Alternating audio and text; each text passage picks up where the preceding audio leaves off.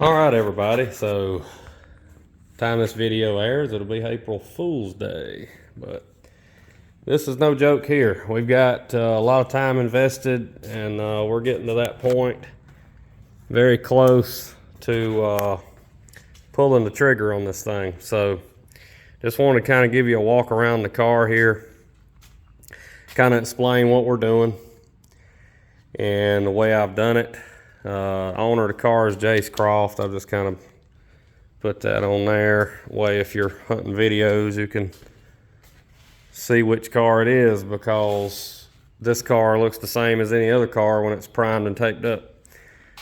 So, YouTube channel there.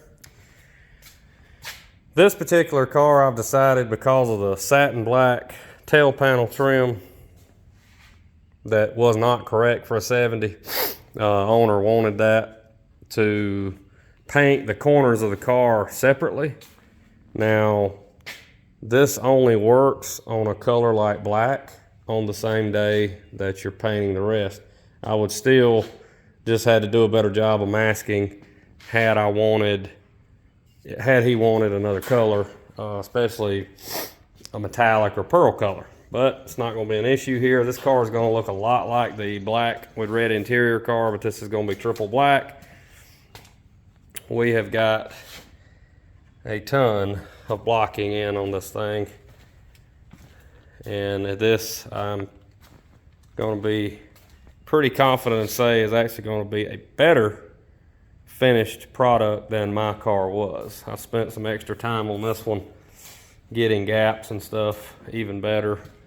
The transition between fender and door and quarter panel, once everything's adjusted and in line, is going to be more flush. And I just felt like he pretty much said, you know, go for it. So labor time wasn't an issue on most more lower driver restorations. That's not really not really a big deal to do. I didn't go overboard with it, but I'm real happy with how this turned out. So where we're at now on prepping the car, on doing one like this, I've got about 5 hours or so in masking the car off. I had another several hours in last minute prep and a few things that had gotten overlooked that I touched up with some glazing putty. A few little places on the body that were missed, and that's very, very important. You want to go over the car with a fine-tooth comb. Make sure you don't have any places of body filler that's not sanded, or any high spots, low spots, any of that stuff, because especially in a black car, it'll come back and bite you in the rear end. Turn this other light on here, see the side a little better. I've already done the first preliminary wipe down. This car will get wiped down a second and probably a third time, and then a tack rag before we spray. Now, I'm going to explain this tape right here. This, another thing that gotten overlooked, this is still fresh from 2013, and nothing was ever done. I discovered that the other day. I'm like, that don't look good. So instead of, you could use filler and sand that, but it would take hours. And that's actually, you know, the factory used seam sealer. So I bought a tube of seam sealer. I'll step over here and show that to you.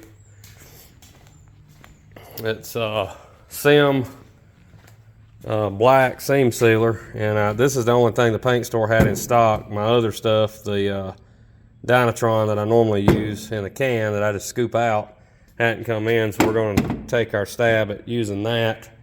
That's the plan on this car. Basically, and that has like a 24-hour recoat window, so it's going to get harder quicker. So right before spray day, which is coming either tonight, tomorrow, in the next several days, I'm going to get this thing painted. But we got 3 steps. We've got a few more steps to take. I'm going to get the seam sealer laid in, peel the tape, wipe it down one more time with wax and grease remover, get my fan and filter set up, and then I'm going to use that PPG EPX black epoxy as a sealer. Then I'm going to use SPI black base coat. Now, you'll notice in some of my other videos I've talked about materials that I use. Well, I'm a real big fan of Tammy Miller, who used to work from Tamco. But she left her family company and went out and started Orion. And I've talked about that in some of the other videos. This car is going to be a hodgepodge of mom and pop paint store companies. When I started this car, I was still using Tamco high bill primer. And since I had such good luck with the SPI black being such a deep black, I decided to use the same thing on this car, not saying the other paints from Orion or Tamco, their black is not pure black either. It is, but I did this before. Jace said, yeah, go with the SPI black, so that's what I did. It's also a very affordable gallon of paint. It's still around $200, and in today's market, that's very, very, very cheap. Not cheap in quality, just cheap in price. So we're going to use the SPI black base coat, and I'm going to come over the top of it with Orion Stargazer Clear. So basically, the bottom here, this is Tamco, whatever the number code is, 2K high bill primer. And then the it's going to have a PPG sealer, which is also an affordable sealer. It's an industrial type. It's still less than $200 a kit. Cheap in price, not cheap in quality again. And SPI base, and then the Orion Clear. So it's going to have all three. This car is going to have all three companies that I've used over the years, mom and pop paint companies, on this car. You know, Tamco's 2K and Orion's 2K, I like them both. Again, I'm partial to Tammy because she's helped me out and helped so many people out in the past. Her customer service, it can't be beat. You know, there ain't many paint companies that gives you a cell phone number and you can call and she'll answer the phone on the weekend or stuff if you're in a pinch, or text you back. She also does text, which is a big thing and a good thing in today's time period. I like that. But so anyway, just giving you a kind of a good overview here of Jace's SS. This is going to be the flapper version of the Super Sport Chevelle hood. This is the aftermarket hood. Again, I talked about that, I think. I don't know if I've done a video on this car and posted it recently, but anyway, this is the, I did a video on this hood.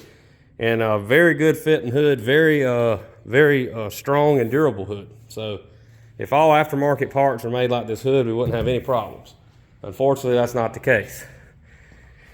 Moving on, we got the fender extensions laid out here, tail section extension, tail light extensions. Here's the flapper door. There's the other one. Of course, painted deck lid from the Mustang that I had to fix, covered up to keep overspray off of it.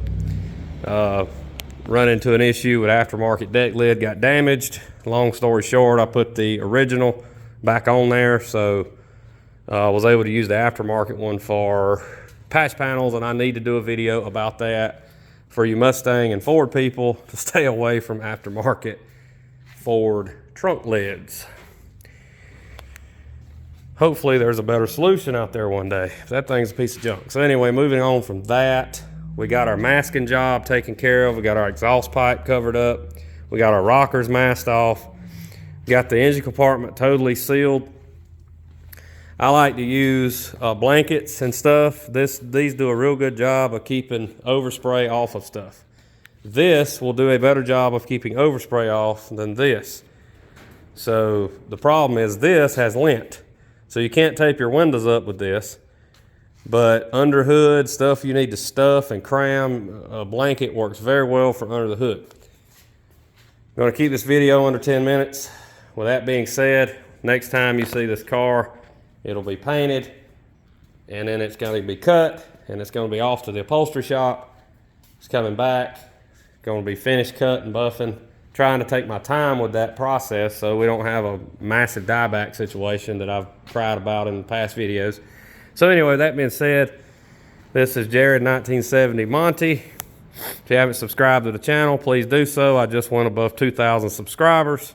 Thank you everyone who watches my videos. Like, share, comment. We got the rod run coming up. I'll be sure to show you that. So, with that being said, we'll see you next time.